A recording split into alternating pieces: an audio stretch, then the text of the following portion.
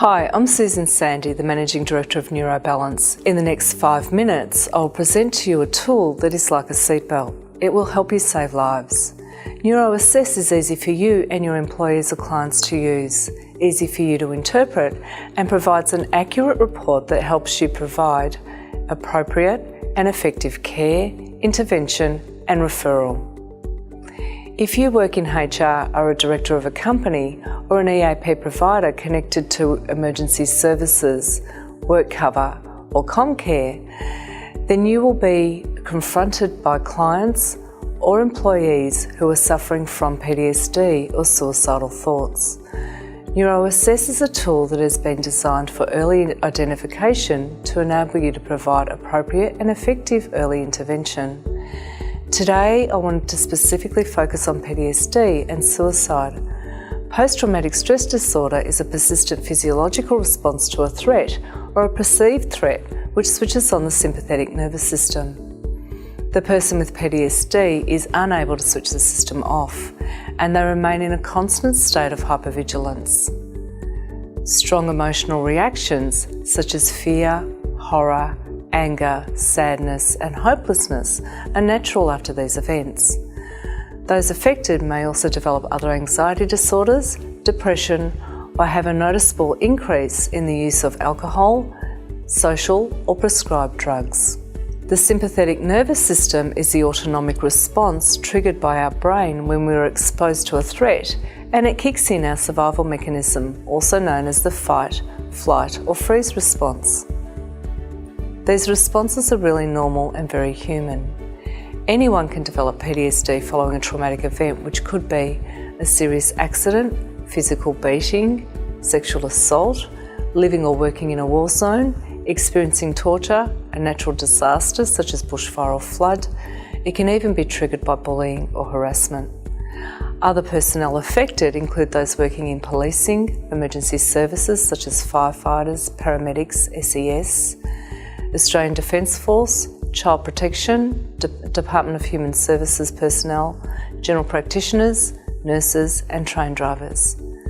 The symptoms PTSD sufferers experience interfere with the person's ability to carry on their normal everyday life, work, and relationships. Post-traumatic stress disorder is identified by the following 4 characteristics. 1. Reliving the traumatic event. The person relives the event through unwanted flashbacks in the form of memories and nightmares. 2. Being overly alert or wound up. Heightened hypervigilance means the affected person is constantly fearful and on the lookout for danger. 3. Avoiding reminders of the event. The person deliberately avoids activities, places, people, thoughts or feelings associated with a traumatic event to also avoid the painful memories and feelings of inadequacy, helplessness and hopelessness. 4. Feeling emotionally numb. The person loses interest in day-to-day activities, normally pleasurable activities, and hobbies. They cut off and detach from friends and family. PTSD can have a big impact on relationships. When a person tries to block out painful memories, it can appear that they're irritable or uninterested in others. The 2010 Australian Defence Force Mental Health Prevalence and Wellbeing Study found that more than half of the ADF population had experienced a mental health disorder in their lifetime, with the most prevalent anxiety disorder being PTSD. On February 23, 2016, Queensland-based charity Walking Wounded stated that since 1999, 49 Australian soldiers have been killed whilst on active duty, and during the same period, 239 veterans have taken their own lives. That's 5 times as many returning soldiers compared to those who lost their lives defending their country.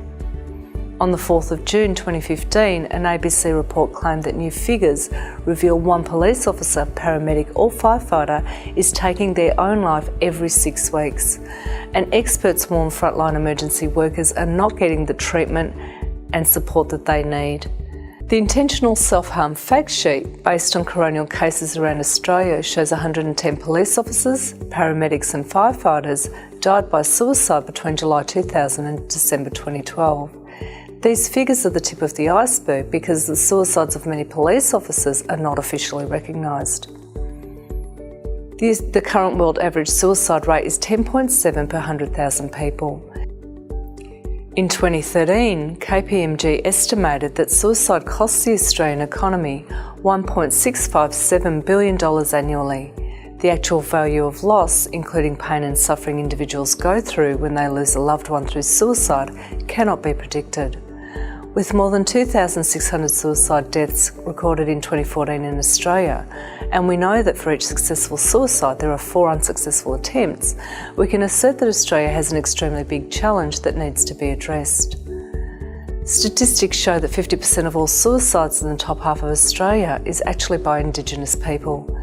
Given that Aboriginals make up only 2.5% of the total population, that figure is disproportionately high, making it the highest suicide rate in the world and a national tragedy.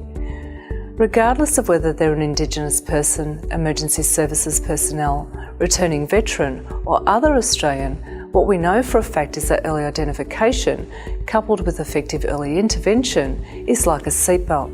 It makes a huge difference and saves lives. In any clinical practice, companies or organisations, an awareness of suicide risk is ever present.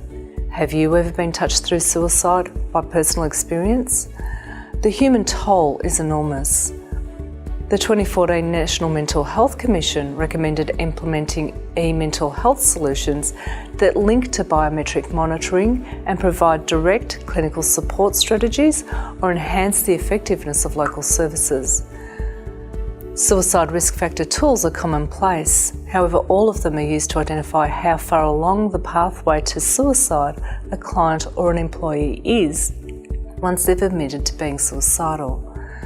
The majority of people who feel suicidal don't talk about it with family or friends, let alone in confidence with a HR officer or mental health professional. This is because they feel guilty, embarrassed, lonely and hopeless. They often feel unheard, misunderstood and completely helpless. NeuroAssess is a software program that encompasses licensed, evidence-based and researched measures. Amongst many other benefits to you using the tool, it has been developed specifically to identify a client or employee's risk of being on the pathway of suicide before they even take a seat in your office or professional consulting rooms.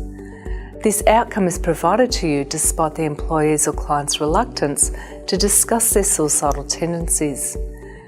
NeuroAssess uses a measure that taps into the subconscious mind through the use of specific colour frequencies that occur in our natural environment. These trigger a primal physiological emotional response, and that helps you identify when your employee or client is at risk of suicide.